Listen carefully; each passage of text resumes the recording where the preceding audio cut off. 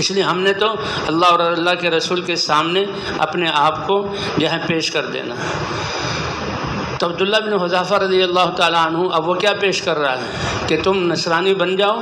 اور میری آدھی حکومت لے لو۔ اللہ اکبر! کیا اس ایمان کی ان کے دل میں عظمت تھی، اور کیا اللہ کے رسول نے محنت کر کے ان کی تربیت فرمائی تھی کہ تم تو اپنے ملک کا آدھا حصہ دے رہے ہو، سارے عرب ممالک کی بادشاہت مجھے مل جائے تو بھی پلک جھپکنے کے برابر میں اللہ کے دین اسلام کو چھوڑنے کے لیے تیار نہیں۔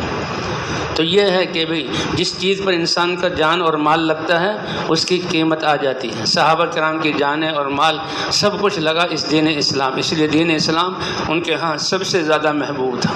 اس کے لیے سب کچھ قربان کرنے کے لیے تیار تھے۔ اس نے کہا میں یہ تمہاری یہ بادشاہت اور اس کے سے میں، انہوں نے کہا اچھا اگر یہ میرے لالچ دینے سے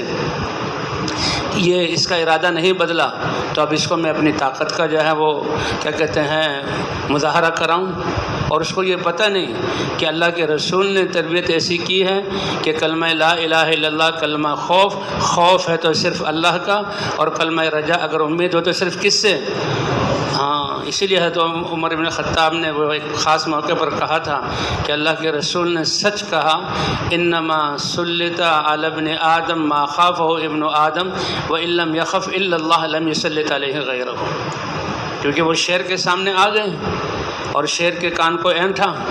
اور چپت لگائی کہ اگر اللہ نے تمہیں کسی کو پھاڑنے کا حکم دیا ہے تو اللہ کا حکم پورا کرو، وہ تو ہو کر رہے گا، اور اگر تم اپنی مستی میں یہاں بیٹھے ہوئے ہو تو لوگوں کو ڈراؤ نہیں۔ اور شیر دم دبا کے بھاگا، اور اس پر یہ کہا کہ اللہ کے رسول نے سچ کہا، انما سلط علی ابن آدم ما خافہ ابن آدم وان لم یخف الا اللہ لم یسلط علیہ غیرہ۔ اس لیے بنیادی کلمہ ہمارا خوف ہو تو اللہ کا، جب اللہ کی پہچان ہو گئی اور اللہ کی عظمت اور اللہ کی قدرت اور سب کچھ اللہ کا ہے اور اللہ کے امر کی طاقت، تو ساری چیزوں کا خوف نکل جائے گا۔ اور امید ہو تو کس سے ہو؟ وَإِنَّمَا وَكِلَ ابْنُ آدَمَ لِمَنْ رَجَاهُ ابن آدم إِن لَمْ يَرْجُ إِلَّا اللَّهَ لَمْ يَكِلْ إِلَىٰ غَيْرِهِ۔ اللہ تعالیٰ بھی بڑے مہربان ہیں کہ اللہ کا خوف جمع ہو گیا، کوئی چیز اس کو ڈرا نہیں سکتی، اور اللہ کی ذات سے امید بن گئی تو پھر ساری دنیا کا لالچ بھی دیا جائے وہ اس کو اسلام سے پھیر نہیں سکتا۔ یہ کلمہ خوف ہے، کلمہ رجا ہے۔ تو یہ صحابی تھے اور ان کا ایمان، اس نے کہا میں نے تمہیں لالچ دی ہے، تم اس سے کیا کہتے ہیں، اس سے تم نے جو ہے ہماری بات کو قبول نہیں کیا، اب ہم اپنی طاقت کا مظاہرہ کراتے ہیں۔ اور طاقت کے لیے کیا کہا کہ اس کو جہاں سولی پر چڑھاؤ، باندھ دو رسیوں سے، اور تیر اندازوں کو کہیں تو اپنے تیر ترکش لے کر آ جائیں اور نشانہ اس کا کرو، لیکن جسم کو نہ لگے، ساتھ سے تیر گزر جائے۔ اب آدمی بندھا ہوا ہو اور تیر آ رہا ہو تو آج کل جو ہے جو لوگوں کا حال ہے کیا ہوگا، شاید شلوار بھی خراب اور جو ہے بے ہوش بھی، اور پھر جو ہے اسٹریچر پر لے کر اسپتال لے جانا پڑے گا۔ اللہ اکبر! صحابہ کرام کا کیسا تھا، کہتے ہیں سارے ترکش سے تیر ختم ہو گئے، اس کے ماتھے پہ شکن بھی نہیں آئی۔ یہ ہے ایمان کہ جو میرے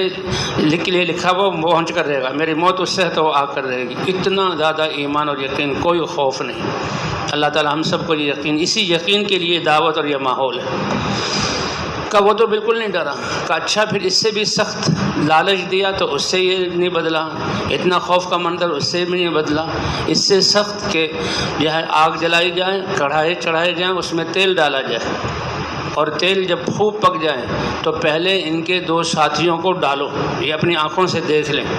اور وہ کوئلہ بن جائیں، پھر ان کو لے جاؤ، کیونکہ پتہ تھا کہ یہ بہت سمجھدار آدمی ہے۔ باطل والے یہی،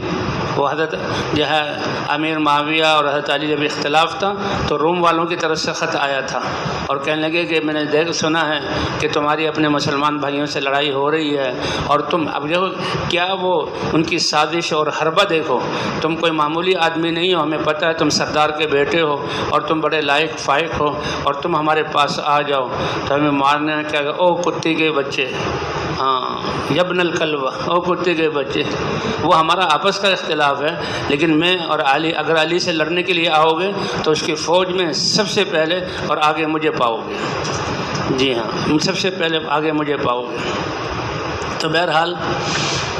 تو ان کا جب اس کے جیسے کوئی اثر نہیں ہوا کہ اب کڑھایا جائے، آگ جلائی جائے، اور 2 ساتھیوں کو، اب 2 ساتھیوں کو ڈالا گیا، صحابہ تھے، شہید ہو گئے، شہادت تو ان کا مطلوب ہے، اب ان کو ڈال کے کہ اگر یہ ڈر جائے اس اثر سے تو مجھے بتا دینا۔ جب لے کر جانے لگے تو ان کی آنکھوں میں آنسو تھے، بتایا گیا کہ بھی آنکھوں میں آنسو آ گئے، جو دلیل تھی اس بات کی کہ دل میں خوف آ گیا ہے، لیکن وہ تو اندھے تھے، ان کو تو پتہ ہی نہیں کہ وجہ کیا ہے۔ اب ان کو لایا گیا، بادشاہ نے کہا دیکھا اب بھی تو تم ڈر گئے، کہ تم میرے رونے کی وجہ نہیں سمجھے کہ کیا وجہ ہے کہ اللہ کے لیے جان دینا یہ سب سے محبوب اور سب سے بڑا یہ ہمارا ایک جو ہے اعزاز ہے کہ اللہ کے لیے جان، لیکن جان میرے پاس اتنی سی ہے کہ بس اس میں ڈلتے ہی روح نکل جائے گی۔ میں تو اس لیے اللہ کے سامنے رویا کہ کاش جتنے جسم میں میرے بال ہیں اتنی میرے جسم میں روحیں ہوتی، اور ان ایک ایک روح کو اس طرح میں جو ہے آگ میں ڈالا جاتا، اتنی تکلیف کے ساتھ اللہ کے لیے روح نکلتی، میں سب روحیں قربان کر دیتا، تب بھی اللہ کا حق ادا نہیں ہوتا۔ تو بھائی اسی طرح آج ہم اللہ کے راستے میں نکلے ہیں، ہمارے لیے قربانی کیا ہے؟ اپنے اوقات کی حفاظت۔ ہماری آج قربانی کیا ہے؟ ان اعمال کا اہتمام۔ ہماری قربانی کیا ہے کہ انفرادی اوقات بھی ضائع نہ جائے۔ اے اللہ جو پچھلا جو زندگی کا وہ حصہ جو اس مبارک محنت اور سارے عالم کو سامنے رکھ کر اپنی جو ہے آپ زندگی کو لگانا جو گزر گیا، اے اللہ ہم تو اس سے بھی توبہ کرتے ہیں، اس پہ بھی معافی مانگتے ہیں، اور اے اللہ آئندہ کے لیے عزم کرتے ہیں کہ اب تو زندگی کا ہر لمحہ اور ہر صلاحیت تیرے کلمے کو دنیا میں زندہ کرنے کے لیے، کیوں بھائی اس کی نیت کرتے ہیں انشاءاللہ۔ ہاں تو بادشاہ بھی اس سے متاثر ہوا، کہنے لگا یہ تو بہت عظیم آدمی ہے، بہت عظیم آدمی ہے، کہنے لگا میں تو اس لیے کہ میری تو وہ اس نے کہنے لگا اچھا مجھے تم میری اس پیشانی پر یہ ان ہونٹوں سے جس سے تم بات کر رہے ہو یہ میرے لیے اعزاز ہے کہ تم ان ہونٹوں سے میری پیشانی پر بوسہ دے دو۔ اب انہوں نے سوچا اپنی آزادی کے لیے وہ جو ہے بادشاہ جو نصرانی ہے میرے نبی کے دین پر نہیں ہے، اس کو بوسہ دوں، یہ نہیں ہو سکتا، یہ نہیں ہو سکتا۔ لیکن اس نے کہا ہے کہ تم بوسہ دے دو گے تو میں بھی چھوڑ دوں گا، اور جتنے قیدی میرے جیل میں ہیں سب کو چھوڑ دوں گا، تو مدینے لے جاؤ۔ تو ان کے لیے کہ کہیں ان کو یہ تکلیف نہ دے، انہوں نے اس بات کو قبول کیا، اور اس کو یعنی پیشانی اس کے آگے کی، اس نے پیشانی کا بوسہ لیا اور یہ آئے۔ اور جیسے کہ ہمارے ممبر پہ بتایا جاتا ہے کہ یہ حضور صلی اللہ علیہ وسلم اور صحابہ کرام تابعین کہ جاتے ہوئے بھی ہدایات دی جاتی تھی اور واپس آ کر بھی حالات سنے جاتے تھے۔ یہ حضرت عمر رضی اللہ تعالیٰ عنہ کے پاس گئے، حضرت عمر رضی اللہ تعالیٰ عنہ کا زمانہ تھا، اور سارا قصہ سنایا۔ جب قصہ سنا تو حضرت عمر نے چاہا کہ سب یہ ہے صحابہ کے سامنے اور اس وقت تابعین بھی ہوں گے، ان سب کے سامنے جو ہے یہ قصہ آ جائے، اس لیے الصلاۃ جامعۃ ایک آواز لگتی تھی سب کو جمع کرنے کے لیے، الصلاۃ جامعۃ یعنی اگلی جو نماز ہے اس میں کہا جا رہا ہے کہ جمع ہو جاؤ۔ تو صرف نماز پڑھنے کے لیے جمع نہیں ہوتے تھے، پورے تیار ہو کر آتے تھے،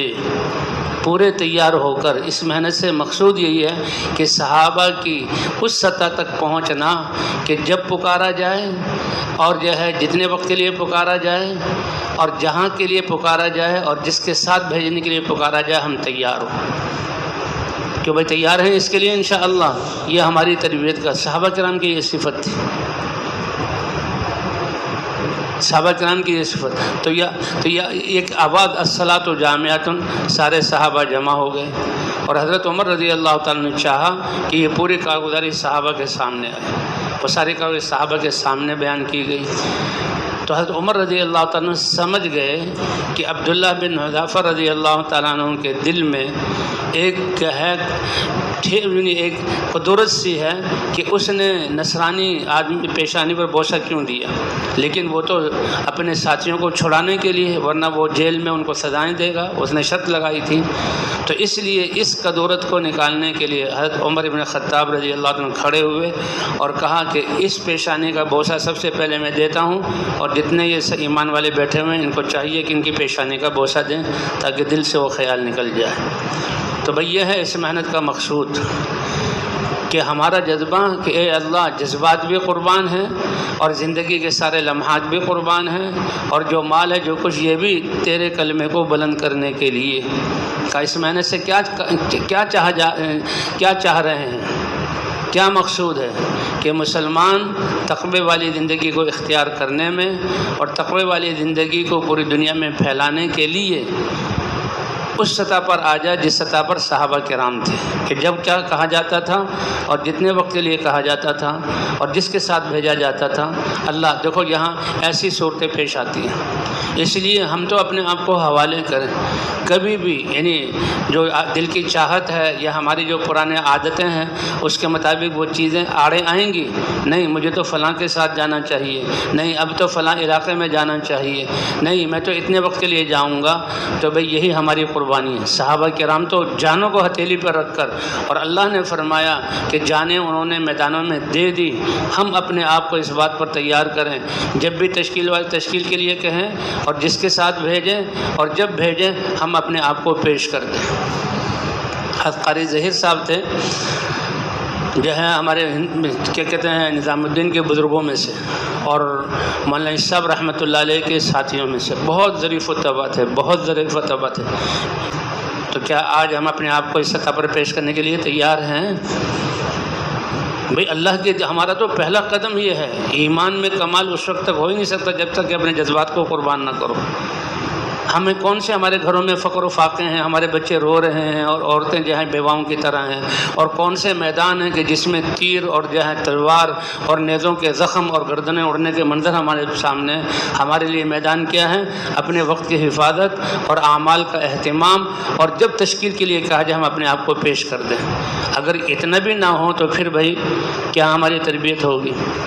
اس لیے ہمیں تو اپنے یہ اللہ نے یہ میدان دیا ہے اور یہ موقع دیا ہے اور یہ اعمال دیے،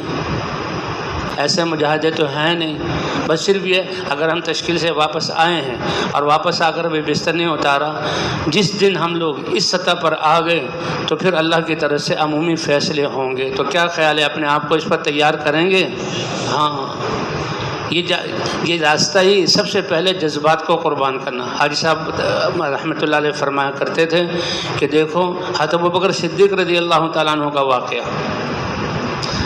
کہ حضرت عائشہ رضی اللہ تعالیٰ فرماتی ہیں کہ حضور کے نبوت کا دعویٰ کرنے سے پہلے، نبی بنا کر بھیجے جانے سے پہلے ہی ابوبکر اور حضور صلی اللہ علیہ وسلم میں آپس میں دوستی تھی،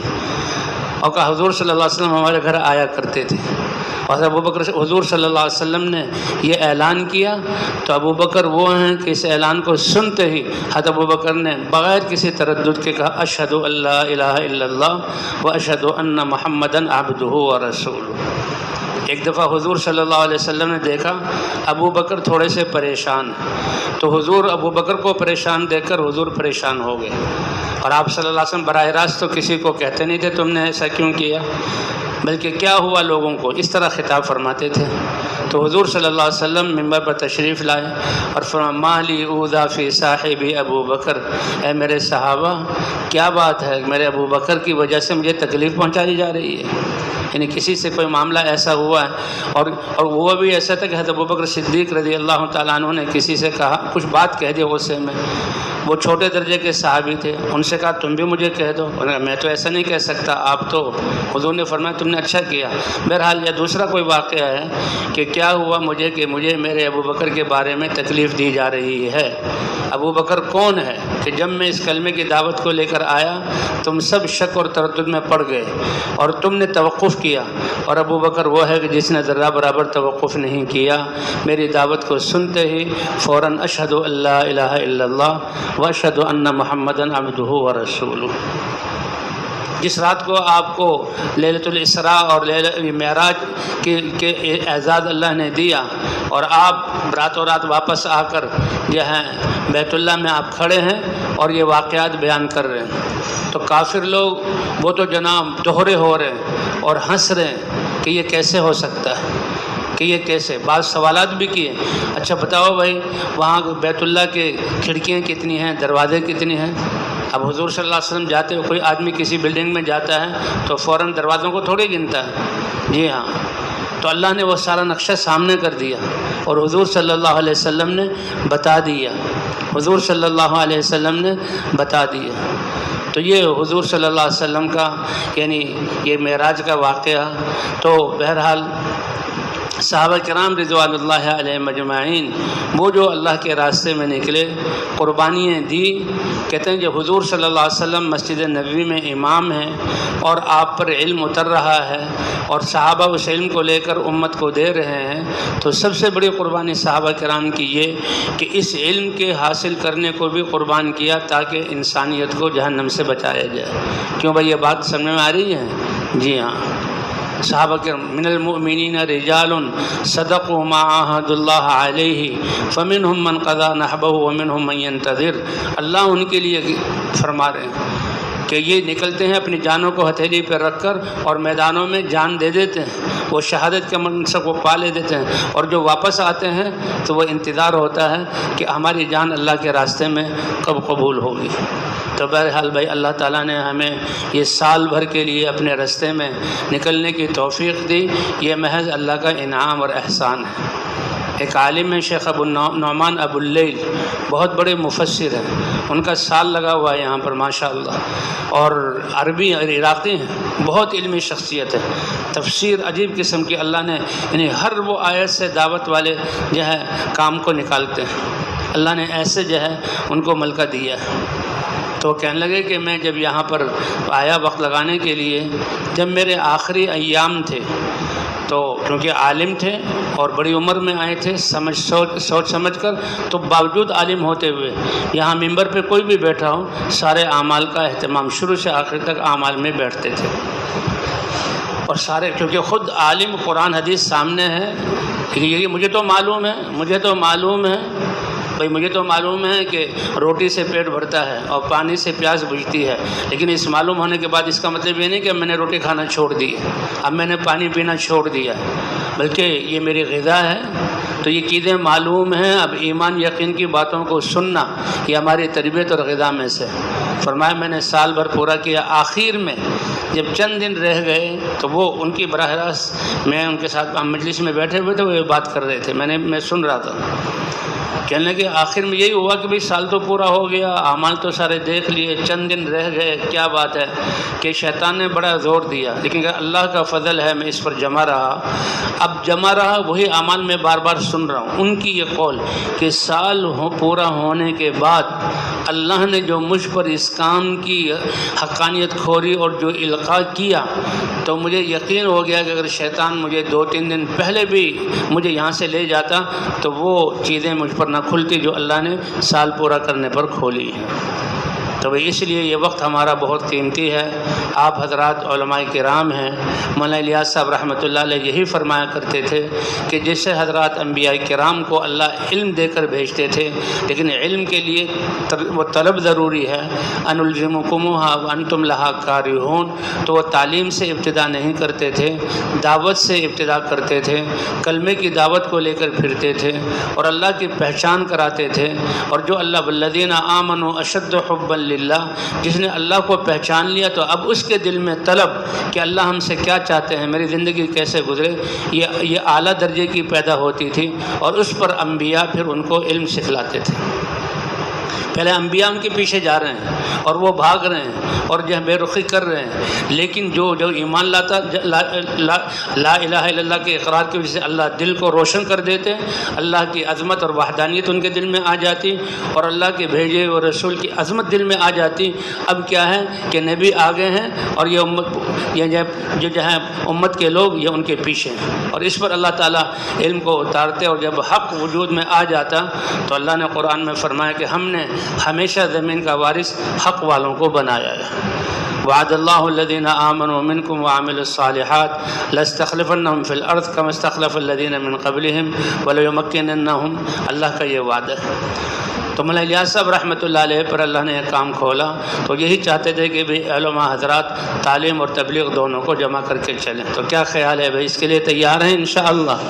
اس کے لیے یہ اعمال ہیں، یہ اعمال یہ دعوت، تعلیم و تعلم، ذکر و عبادت، خدمت، اس کا خود بھی کہتے ہیں 100 سال بھی ہو جائیں تو اس کے لیے بھی یہ اعمال، کیونکہ جو ہے پہنچنا، مولانا الیاس صاحب رحمۃ اللہ نے کیا فرمایا کہ یہ کام مجھ پر القاء ہوا ہے، جو مجھ پر القاء ہوا مجھے سمجھایا گیا اس کا 1واں حصہ میں سمجھا ہوں، اور جو 1واں حصہ میں سمجھا ہوں اپنے سمجھانے میں 1واں حصہ تمہیں سمجھا سکا ہوں، اور جو میں نے تمہیں سمجھایا ہے اپنی استطاعت کے مطابق اس کا 1واں حصہ شاید جو بالکل اہتمام کے ساتھ گزارنے والے وہ 1واں حصہ سمجھیں، کیونکہ یہ بہت اونچا کام ہے اور اللہ کی طرف سے دیا ہوا ہے۔ اور پھر حضرت محمد صلی اللہ علیہ وسلم سارے انسانوں کی طرف رسول اور نبی بنا کر بھیجے گئے اور اللہ کی طرف سے علم اتارا گیا، تو اس لیے اللہ تعالی ہمیں اس وقت کو صحیح طور پر گزارنے کی توفیق عطا فرمائے۔ ہم